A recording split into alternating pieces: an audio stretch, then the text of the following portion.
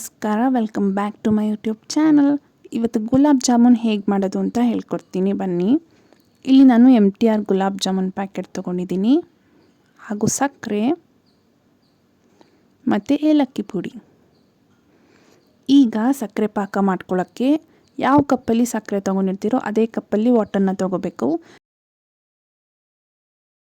ನಾನು ಹೇಗೆ ತೊಗೊಂಡಿದ್ದೀನಿ ಅಂದರೆ 2 ಕಪ್ ಸಕ್ಕರೆಗೆ 2 ಕಪ್ ವಾಟರ್ನ ಆ್ಯಡ್ ಮಾಡ್ಕೊಂಡಿದ್ದೀನಿ.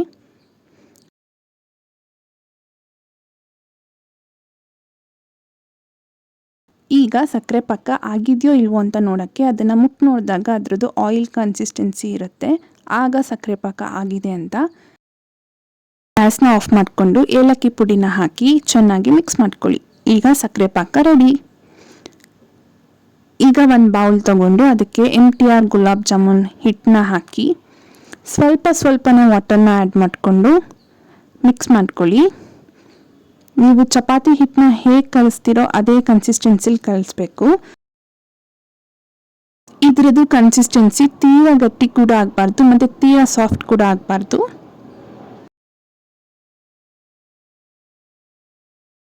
ನೋಡಿ, ಈ ಕನ್ಸಿಸ್ಟೆನ್ಸಿ ಬಂದಮೇಲೆ ಇದಕ್ಕೆ ಸ್ವಲ್ಪ ಆಯಿಲ್ನ ಆ್ಯಡ್ ಮಾಡಿಕೊಂಡು ಈ ಥರ ಚಿಕ್ಕ ಉಂಡೆ ಮಾಡಿಟ್ಕೊಳ್ಳಿ. ಈಗ ಒಂದು ಪ್ಯಾನ್ ತೊಗೊಂಡು ಅದಕ್ಕೆ ಆಯಿಲ್ನ ಹಾಕಿ, ಅದು ಬಿಸಿ ಆದಮೇಲೆ ಚಿಕ್ಕ ಉಂಡೆ ಮಾಡಿಟ್ಕೊಂಡಿದ್ದೀರಲ್ಲ ಅದನ್ನು ಹಾಕಿ ಚೆನ್ನಾಗಿ ಫ್ರೈ ಮಾಡ್ಕೊಳ್ಳಿ. ಈ ಥರ ರೆಡ್ಡಿಶ್ ಬ್ರೌನ್ ಆಗಬೇಕು. ಈಗ ಇದು ಚೆನ್ನಾಗಿ ಫ್ರೈ ಆದಮೇಲೆ ಇದನ್ನು ಡೈರೆಕ್ಟ್ ತೆಗೆದು ಸಕ್ಕರೆ ಪಾಕದೊಳಗೆ ಹಾಕಿ ಇದನ್ನು ನೀವು ಒಂದು 10 to 15 ಮಿನಿಟ್ಸ್ ಸಕ್ಕರೆ ಪಾಕದಲ್ಲೇ ಇಡಬೇಕು. ಆವಾಗ ಸಕ್ಕರೆ ಅಂಶ ಜಾಮೂನ್ಗೆ ಹಿಡ್ಕೊಳ್ಳುತ್ತೆ. Gulab jamun ready to serve. ಈ ರೆಸಿಪಿ ನಿಮಗೆ ಇಷ್ಟ ಆದರೆ ಲೈಕ್ ಮಾಡಿ, ಫ್ಯಾಮಿಲಿ ಫ್ರೆಂಡ್ ಜೊತೆ ಶೇರ್ ಮಾಡಿ, ಹಾಗೆ ರೆಸಿಪಿ ಟ್ರೈ ಮಾಡಿದ್ರೆ ಹೇಗಿದೆ ಅಂತ ಕಮೆಂಟ್ ಸೆಕ್ಷನಲ್ಲಿ ಕಮೆಂಟ್ ಹಾಕಿ. ಸಬ್ಸ್ಕ್ರೈಬ್ ಆಗೋದನ್ನ ಮರಿಬೇಡಿ. Thank you for watching.